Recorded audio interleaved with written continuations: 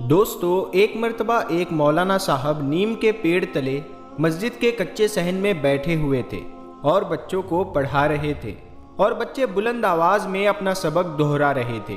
जैसे ही कोई बच्चा जरा भी गलती करता तो मौलाना साहब उसे फौरन ठीक करवा देते। बच्चे अपनी अलग अलग आवाज में सबक पढ़ रहे थे। इतने में अचानक मौलाना साहब को एक भारी सी आवाज आई। आवाज सुनकर मौलाना साहब हड़बड़ा गए। कहने वाला कह रहा था, मियाँ जी अस्सलामु अलैकुम। मौलाना साहब जिन बच्चों को पढ़ाते थे उन सब की आवाज को पहचानते थे, लेकिन ये आवाज अलग थी। तभी तो मौलाना साहब हड़बड़ा गए थे। मौलाना साहब ने जवाब दिया, वालेकुम अस्सलाम। उनके सामने तकरीबन 7 या 8 साल का एक लड़का अपना सर झुकाए खड़ा था और अंदर आने की इजाजत मांग रहा था। मौलाना साहब ने कहा, आ जाओ मियाँ, अंदर आ जाओ। अकेले आए हो क्या? तुम्हारे साथ तुम्हारे अम्मा अब्बा नहीं आए? ये सुनते ही लड़का सब बच्चों को फलांगता हुआ मौलाना साहब के करीब आकर हाथ बांधकर खड़ा हो गया। उसकी नजरें झुकी हुई थी। उसने मौलाना साहब के सवालात का कोई जवाब नहीं दिया। शायद वो मौलाना साहब के अगले सवालों का मुंतजिर था। मौलाना साहब को खुद ही पूछना पड़ा कि क्यों मियाँ, कौन हो तुम और कहाँ से आए हो? क्या कुछ पढ़ना चाहते हो? बच्चे ने जवाब दिया, जी हाँ मौलाना साहब, आप मुझे अपनी शागिर्दी में ले लीजिए। मौलाना साहब उसके मासूम सरापे में खो गए थे, लेकिन उस बच्चे की आवाज थोड़ी अलग थी। वो उसे घूरते हुए बोले, क्या तुम्हारा ताल्लुक इसी गांव से है? यहाँ तो लोग पंजाबी भी ठीक ठाक तरह से नहीं बोल पाते और तुम हो कि उर्दू बोल रहे हो। लड़का जरा सा भी नहीं घबराया और वो बोला, दरअसल मौलाना साहब, मैं इस सामने वाले जंगल के पीछे जो गांव है वहां से आया हूँ, जहाँ नदी बहती है। आपको तो पता ही है, पिछले महीने मूसलाधार बारिश की वजह से वहां सैलाब आ गया था और इससे बहुत सारे दरख्त भी उखड़ गए थे, लोगों के घर भी बह गए थे। हमारा घर भी इसी में डूब गया था। इसी तरह मैं अपने वालिदैन से बिछड़ गया और अब मैं चाहता हूँ कि मैं आपके पास रहूँ, क्योंकि इस गांव के तमाम बच्चे आपसे फैजियाब होते हैं। मैं आपके साथ रहना चाहता हूँ। मौलवी साहब ने जब उसकी ये बात सुनी तो हैरत से बोले, ऐ लड़के, तुम्हारी उम्र क्या है? कद काट से तो तुम 7 या 8 साल के लगते हो, मगर बातचीत तो बड़ों जैसी करते हो। तो उस बच्चे ने कहा, मैं 13 साल का हूँ। बीमारी की वजह से मेरा कद छोटा रह गया। उसकी ये बात सुनकर तमाम बच्चे खिलखिलाकर हंसने लगे। मौलाना साहब ने वही बैठे बैठे 1-2 बच्चों को छड़ी टिका दी और लड़के से कहने लगे, अच्छा बेटा, तुम आज से खुद को हमारी शागिर्दी में समझो। और हाँ, तुम्हारा नाम क्या है? बच्चे ने कहा, जी मेरा नाम मेराजुद्दीन वल्द सिराजुद्दीन है। उसकी उर्दू पर देहाती बच्चे फिर से हंसने लगे और अब तो मौलवी साहब भी हंस पड़े। उन्होंने बच्चों को छुट्टी दे दी और कहा कि अगर कहीं कोई अच्छा सा सालन मिल जाए तो मेरे वास्ते उसे अलग से कटोरी में डाल लेना। दाल साग तो हमें हजम नहीं होता। नया लड़का ये बात सुन रहा था। वो जल्दी से बोला, मौलवी साहब, आज मैं आपके लिए खाना लाता हूँ। मेरी बहन इससे अगले गांव में रहती है और बड़ा अच्छा खाना बनाती है। मौलवी साहब के मुंह में तो पानी आ गया, मगर फिर भी दिखावा करते हुए मौलवी साहब बोले, तुम कहाँ इतनी रात को अगले गांव में जाओगे? आज वैसे भी चौधरी साहब के यहाँ से अच्छा खाना आ जाएगा। जुमेरात है ना, इसीलिए। इसके बाद उस नए लड़के को एक बड़े से हुजरे में, जहाँ बाकी सारे तुलबा रहते थे, वहाँ पहुँचा दिया गया और वो बच्चा सबके साथ खजूर की चटाई पर सो गया। दोस्तों, अगर आपको ये वीडियो पसंद आ रही है तो आपसे गुजारिश है कि आप इस वीडियो को लाइक ज़रूर करें। दोस्तों, इसी तरह से वो लड़का जिसका नाम मेराजुद्दीन वल्द सिराजुद्दीन था, वो मौलवी साहब का बाकायदा शागिर्द बन गया। उसका हाफिज़ा बड़ा अच्छा था।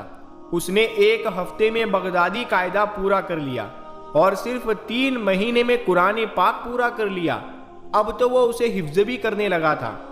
मौलवी साहब तो बस हैरान थे कि आज तक हज़ारों शागिर्दों को पढ़ा चुके थे, मगर ऐसा हाफिजा, ऐसी रवानी कभी नहीं देखने और सुनने में आई थी।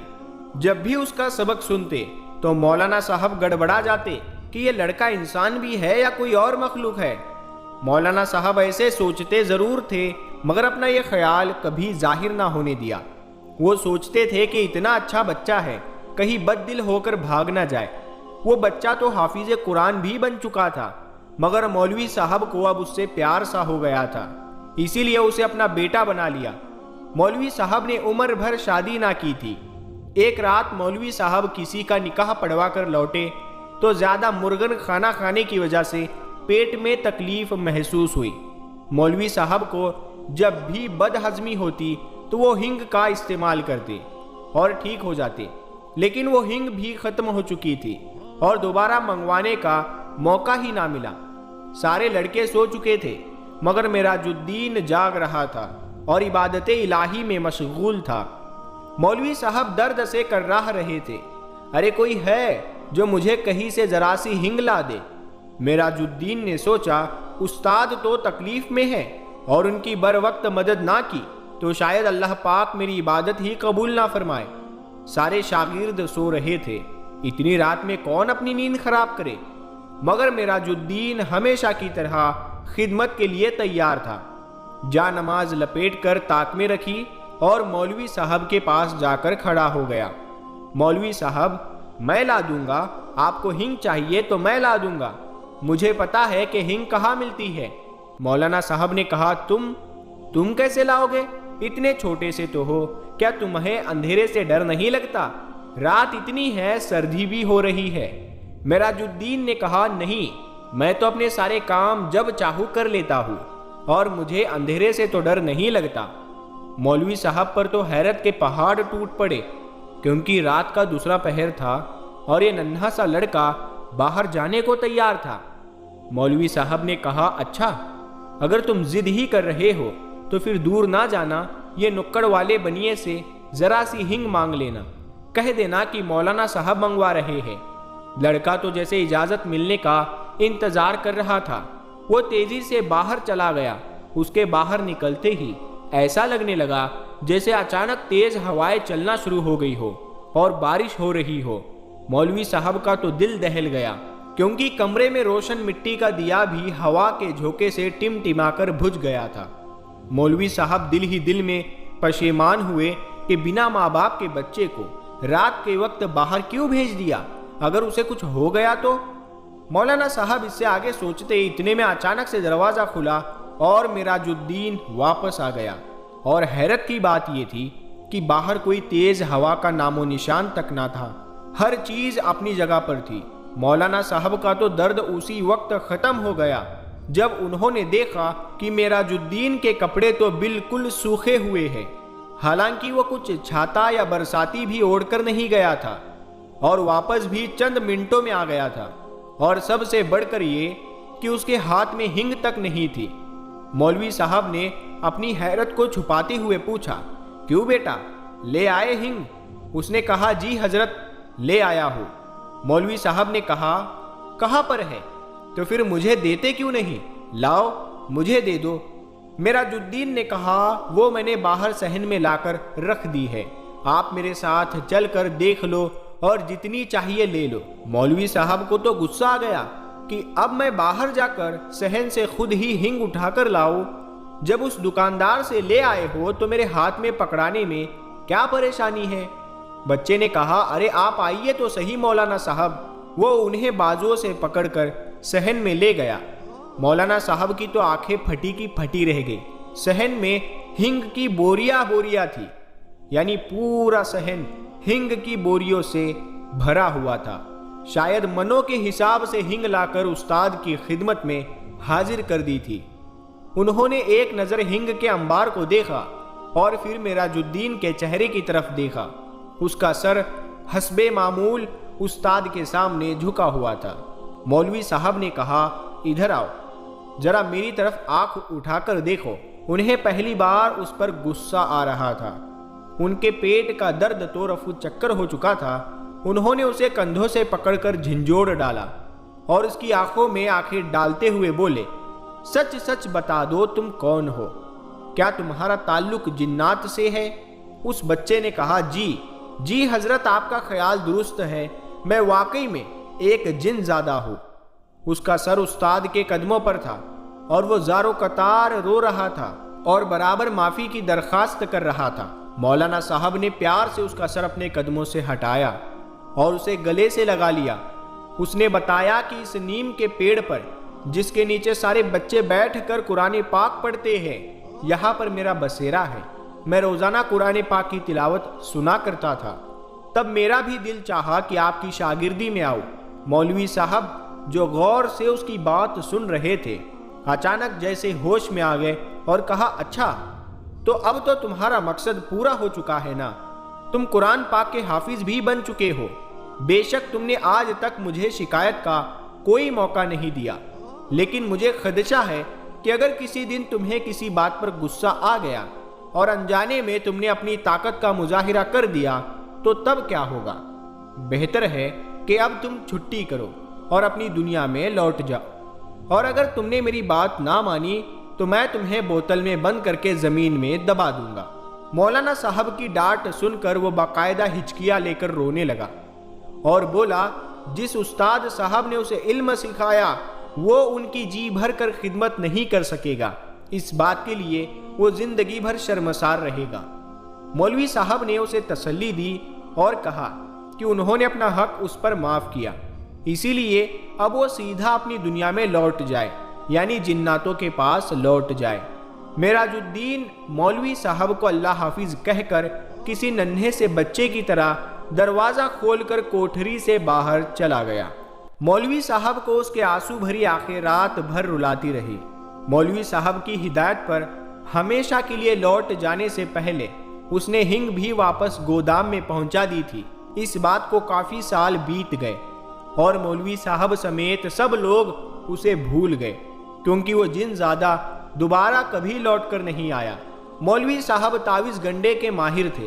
اکثر گاؤں کی نوجوان لڑکیوں پر جب کبھی ہسٹیریا کا دورہ وغیرہ پڑتا اور ماں باپ اسے جن بھوت وغیرہ کی کارستھانی سمجھتے تو وہ مولانا صاحب کے پاس آتے اور وہ لڑکی پھر سے ٹھیک ہو جایا کرتی تھی۔ ایک مرتبہ ایک لڑکی کو مولوی صاحب کے پاس لایا گیا۔ وہ لڑکی بنا پانی کے مچھلی کی طرح تڑپ رہی تھی اور بار بار سر پٹک رہی تھی۔ اس کی آنکھیں انگاروں کی طرح لال ہو رہی تھی، بال بکھر گئے تھے۔ مولوی صاحب کو وہ لڑکی باقی لڑکیوں سے الگ نظر آئی۔ انہوں نے اس پر کچھ پڑھ کر پھونکا اور اپنا عمل جاری رکھا۔ مولوی صاحب کچھ دیر پڑھتے رہے اور پھر وہ اچانک سے چیخ پڑے کہ معراج الدین، تم تو اپنی دنیا میں واپس نہیں گئے؟ کیا تم نے اپنا وعدہ بھلا دیا اور یہ بھول بھی گئے کہ استاد کی نافرمانی کتنا بڑا گناہ ہے؟ تم مسلمان جن ہو، عبادت گزار ہو، پھر تم اس لڑکی کو کیوں پریشان کر رہے ہو؟ اب تو میں یقیناً تم کو سخت سزا دوں گا۔ تمہیں اس لڑکی کو فوراً چھوڑ دینا چاہیے اور ابھی میں تمہارا علاج کرتا ہوں۔ میرا خیال ہے کہ مجھے تمہیں بوتل میں بند کرنا ہی پڑے گا۔ معراج الدین جو کہ ایک جن تھا، اس نے کہا کہ نہیں استاد، ایسا نہ کرنا، آپ کو اللہ کا واسطہ، میں وعدہ کرتا ہوں کہ اب آپ کی طرف کبھی لوٹ کر نہیں آؤں گا، مگر صرف ایک بار، آخری بار مجھے اپنی دنیا میں لوٹ جانے سے پہلے آپ کی ہاتھ بوسی کرنا ہے۔ آپ کا آخری دیدار کرنا چاہتا تھا۔ میں ہرگز ایسی حرکت نہ کرتا۔ اگر میں اپنی اس سے پہلے والی کوششوں میں کامیاب ہو جاتا، شاید آپ کو معلوم ہوگا کہ گاؤں کے زمیندار کی ٹھیک اسی رات کسی نے چارپائی الٹ دی تھی جب میں نے آپ کو اللہ حافظ کہا تھا۔ میرا پروگرام یہ تھا کہ یوں اس بندے کے علاج کے لیے آپ کو بلایا جائے گا اور میں اپنے محترم استاد کا دیدار ایک بار پھر سے کر سکوں گا، مگر مجھے ناکامی کا منہ دیکھنا پڑا، کیونکہ مجھے بھگانے کے لیے انہوں نے کسی کو بلا لیا تھا۔ اس نے مجھے سخت تکلیف اور اذیت پہنچائی، کیونکہ اس نے مجھے واقعی ایک بوتل کے اندر بند کر کے کھیت کے اندر دبا دیا۔ وہ تو میری لگن سچی تھی کہ زمین پر ٹریکٹر چلا اور آج پورے 10 سال بعد مجھے رہائی ملی، تو میں نے سوچا کہ استاد کے دیدار کے شوق میں نے بڑی سزا پائی ہے۔ اب تو میں ضرور آپ کی زیارت کروں گا، چاہے مجھے ایک بار پھر سے اس کے بدلے بوتل کے اندر کیوں نہ جانا پڑے۔ مجھے بے حد افسوس ہے کہ مجھے یہ طریقہ اختیار کرنا پڑا، مگر آج میری خواہش تو پوری ہو گئی ہے۔ اب آپ مجھے بس آخری بار اپنی قدم بوسی کا موقع دے دیں۔